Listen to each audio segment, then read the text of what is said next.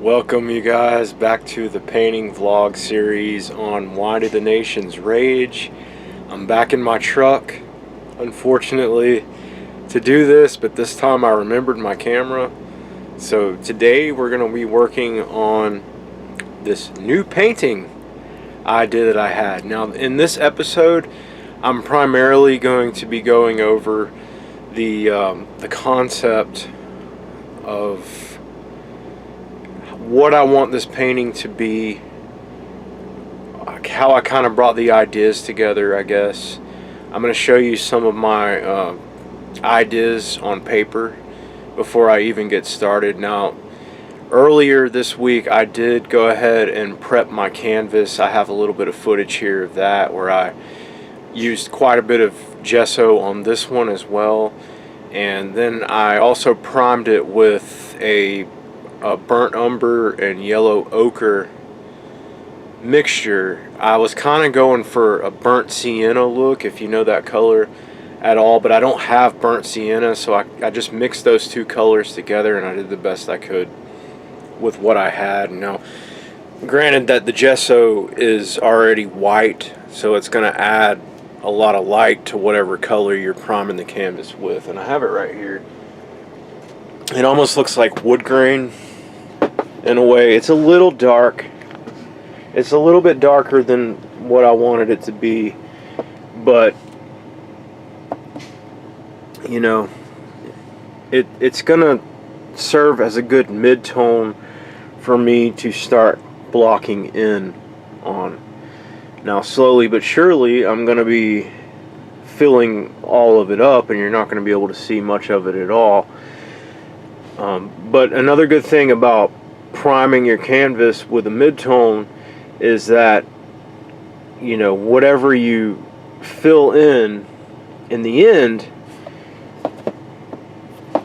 hang on, let me put this down flat so it doesn't get stretched by anything. Whatever you're filling in toward the end is, you know, you're gonna have gaps in some of your paint, and I mean that's just a normal, natural thing, and I'll try to explain what I'm talking about as I progress in the painting. But it's good to have a mid-tone that's in the midpoint. You don't want it too dark and you don't want it too light. If you can get it, and like I said, this is just a little bit too dark in my opinion, but if you can get it in that right range, then, you know, all the cracks, everything that's going to be behind whatever shapes you're blocking in, you're going to see this mid-tone in between each thing that you paint on the canvas, and it's going to help. It's going to make it look a lot better. In my opinion, in many cases, it's actually going to make it look more realistic, and it's going to be easier to set tone and value on whatever shapes that you have blocked in. Okay, so I've entitled this video, well, hang on, I'll get to that in a minute. I want to show you something else first. So I mentioned to you guys that I have a deadline on this painting. I need to have it done by mid-May. I don't know if that's going to happen at this point. If it doesn't happen, it just doesn't happen. But, you know, it's not the end of the world. It's just that I had an idea, I had a concept in mind, but the particular style that I have, it takes a long time. There's nothing productive about it at all. You know, I try to make it as productive as I can, but, you know, in reality, in the end, it takes a very long time for me to produce a painting. It really does. But anyway, I started coming up with concepts for this painting quite a while ago. Actually, you know, about midway through the Imperfect Cathedral, I started trying to draw stuff. And, you know, I've been looking at other YouTube videos and just seeing, you know, how those people that paint, just kind of looking in on them, trying to get ideas, trying to get inspiration. not copying them, of course, but just seeing their methodology, especially the really, really good painters out there. I could give you some names, but I probably won't do that. But anyway, so a lot of times what I see them do is I'll see them come up with like what they call thumbnail sketches, where they're trying to come up with the concept, and they'll invest about 10 to 15 minutes into each one of these little squares. As you can see, I didn't make it very far when I did that. But that's one way you can come up with concept.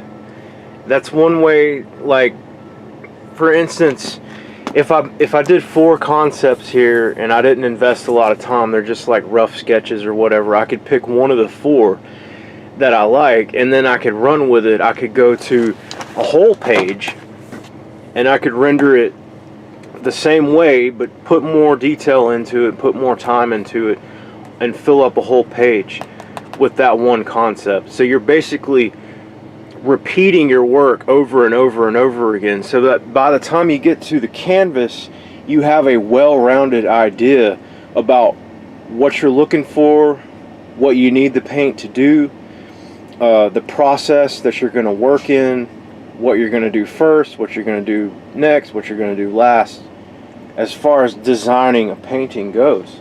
This is very important. This is where you want to start. You don't want to start with the canvas, especially if you don't even have a real idea about what you're doing. This is something that I've struggled with a lot in the past, where I just wanted to jump straight into painting, but I didn't really have any clue what I wanted the result to be in the end. I just wanted to paint. And I realized that, you know, over time doing something like that, you're going to wear yourself out. You're going to be repeating yourself. You're going to be painting over stuff. And all that stuff takes a lot of time. It's exhausting. And it's also discouraging too. It kind of makes you feel like you're not able to do a painting, which is not true at all. I mean, anybody can paint. You got to have a good method. You have to have a good process and go into it knowing what to expect and knowing what kind of result you want to have in the end. So anyway, yeah, I just wanted to show you those basic things. It's nothing to look at all. I mean, that one struck my fancy a little bit, but you know, before I did that, I was actually doing full page sketches. And here's the thing, I wanted to do a lighthouse.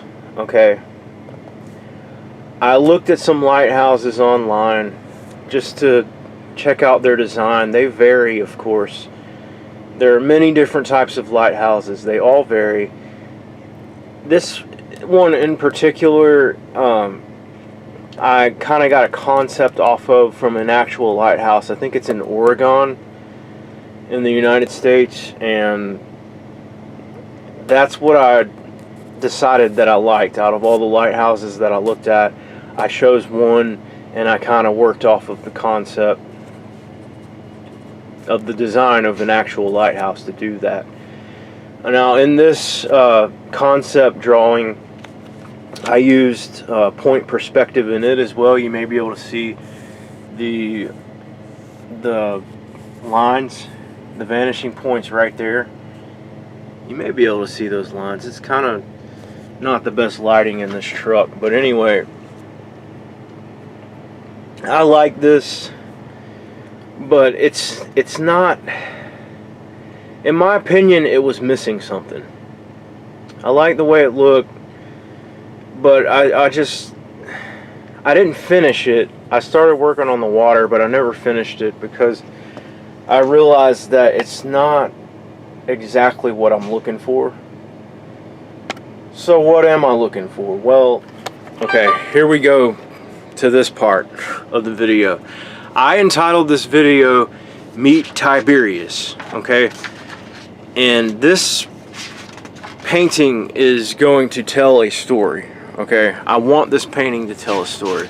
is for a very special person in my life. That's why it's a deadline. That's why I want to get it done by a certain time, because it's for somebody in my life that means an awful lot to me, and I want to give them something extremely valuable to me. Not that I think it's going to be worth a lot of money or anything like that, but I'm just talking about time. I wanted to put an extreme amount of time into something that I knew that they would appreciate. Now, me in particular, I'm not seriously into lighthouses, but this person is. So I wanted, like I said, I wanted to choose something that they would appreciate and they would really enjoy for years to come, you know. Is my lens dirty? I see a smear on my lens. So, meet Tiberius. This is something, it's fresh. It's something that I just came up with. It's going to be kind of hard to get it in the whole thing in the shot, in the frame. But anyway, this is something that I just came up with on Sunday of this week. It was only, well, today's Thursday, but it was just a few days ago. And I'll kind of go over what I did. I don't know if anybody's ever listened to the show, the podcast show Astonishing Legends, but it's really awesome. You should check it out. But anyway, I was working on the Imperfect Cathedral, and I was listening to an episode of Astonishing Legends, and it was about lighthouses. And this was after I did all that other stuff that I just showed you, the other drawing that I said was missing something. Well, after I listened to this podcast, they really gave me a perspective on old lighthouses and the whole topic, and lighthouse keepers as well. Like, more importantly, lighthouse keepers. Now, this is why I'm saying I want this painting to tell a story, is because, well, this is a lighthouse keeper. This is my idea of what a lighthouse keeper would look like. And if you look at all the fine details, there's the lighthouse. If you look at all the fine details in the drawing itself, it tells a story. Basically, this is Tiberius. I named him that. He's an older guy. He's probably in his 50s or so. But he is reporting for duty. He's a lighthouse keeper. He just showed up on rough seas from wherever his home is, and he's reporting to work. He's walking up the cliffside there, and this is the actual house that's connected to the lighthouse over here. You can barely see it. And this is the lighthouse itself, like I said. The sky is very dark. This is somewhere around twilight, I would presume. It's probably, 8 to 9 o'clock in the evening. It's not real late. There's still some light out there, as you can see in the water. And you guys, I'm just starting to do water, and I know this isn't the greatest looking water that you've ever seen, I'm sure, but I'm going off of concepts and looking at other paintings of ocean waves and stuff, and I'm trying to just not, like I said, not copy those other paintings, but just kind of use the procedure or the method.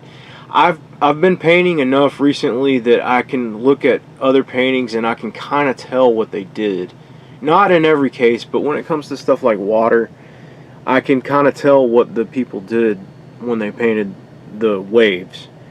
And so I tried to produce that in the form of graphite. This is all graphite here. But yeah, moving on. He's walking to work. He's an old guy. He's an older guy. He's holding a lantern. He's walking up these really sketchy stairs here. They're kind of carved into the rock. And yeah, he's got a cane. He's reporting for duty, for lighthouse duty. But yeah, but what I was going to say is this episode of Astonishing Legends, they kind of went over what all a lighthouse keeper, what all their job entails. Not like real details, not going into a lot of depth about what they actually have to do, but just the fact that it's one of the most dangerous jobs you could have. It's a very hard job. You're stuck. You've got like a cabin fever kind of thing, because you're stuck. You're isolated. You're away from the rest of the world. It's kind of like truck driving a little bit, but I'm sure it's a lot dangerous than truck driving is. Maybe not, but you know, it's your job to keep the light going. Like that's the thing. Like it's a real responsibility, a tough responsibility. Not so much these days as it was. I mean, I'm sure it's still probably difficult these days for lighthouse keepers to do their jobs because they have to work such long hours, but especially back in the day, you know, for a lighthouse keeper to keep that light going, and all they had were, you know, the most simple of elements and what's the word I'm looking for? Like the most simple of materials to keep the fire going, to keep the light going. They had to constantly replenish these materials that they used to keep the light going. They had to control where the light was going. They had, I mean, this was an essential job, because with them doing this, they're literally like saving lives. They're keeping disasters from happening. The lighthouse is so important. It has such an essential history in the history of humanity. It's crazy. You guys, if you're interested, look it up. Do a little bit of research on lighthouses. That's why I was so inspired to do this sketching here. That's why I want to make it a painting, is because after I heard that episode of Astonishing Legends, I was like, man, that's deep, and that's heavy, and that inspires me. I want to do a painting of a lighthouse keeper with his lighthouse. And so, moving on from that, I just wanted to express that. And like I said, this video, it's kind of on the longer side. I'm not actually going to do any painting in this video. I'm going over the concept with you guys, talking about what this painting's going to be and where I got the idea and how I'm going to do it and everything else. But basically, what I did, and I have a picture here, it might actually be easier to see the person himself, Tiberius, in the picture that I'm showing you here.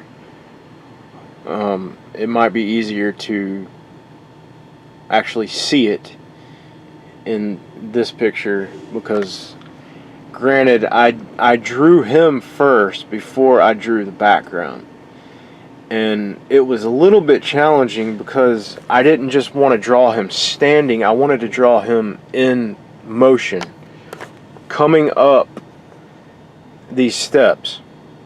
Now, this was before I drew the steps, like I said, so I drew him first, and then I kind of had to draw the background around his figure, and that was a little bit challenging. It was kind of challenging in my head to work out in a geometrical kind of way how he was going to fit into space.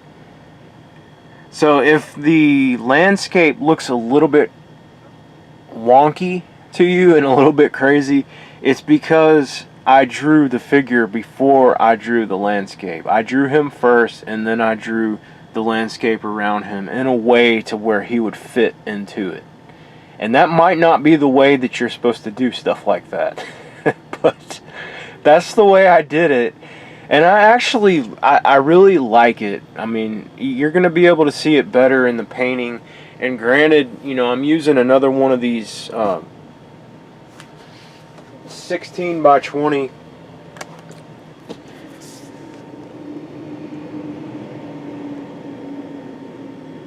linen canvases again. This one's also going to be in portrait form, I think. I did order an easel, you guys, so that's good, and that's coming, and that'll make painting a lot easier for me once I get that that easel. But right now I'm kind of limited to only painting in portrait. Instead of painting in landscape, I'm painting in portrait because it's the only way that I'm going to be able to prop it up or wedge it into my tripod there. So that's why I'm going to paint it portrait. I could probably get away with doing it as landscape, but just keep in mind that, you know, he's going to fit. I don't really want to scale him up, so he's going to fit somewhere probably in the middle there. And when I do that, I'm going to have to like stretch everything else out around him. Either that or I'm going to have to add more to it, because I don't really want to scale him up, because I'm afraid that if I try to scale him up, it's going to throw everything off, and I'm really going to have a difficult time transferring that to the canvas. It's a lot of detail, and it's going to take a really long time to do this. That's why I'm saying there's no way I'm going to get this done in the next month. It's just not going to happen. But I'm going to get as much done as I can, as quickly as I can. So in the next video, which I'm going to start recording right after this, I'm going to start putting in some lines. I'm going to start transferring the sketch onto the canvas.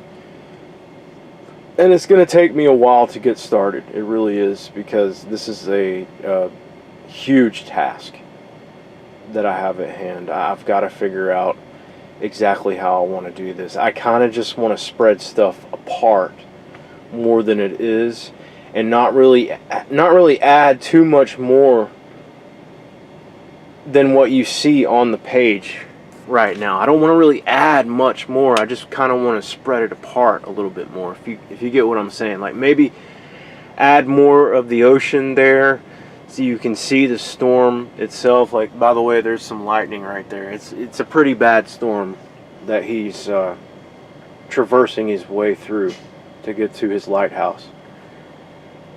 So yeah, this is the next painting. I'm calling it Sea Under Siege. And like I said, I've created a story here with my concept. I even gave him a name, and I'm super excited about this one, guys. I hope you guys are too. This is outside of my ballpark. This is unfamiliar territory with me. I'm not used to doing portraits or figure painting or anything else like that. I'm just not used to it. So it's going to be new for me to do this. But I hope you guys are excited like I am, and I thank you for watching, and I'll see you in the next one. Alright, Jared signing out with Wander the Nation's Rage, so on and so forth. Later!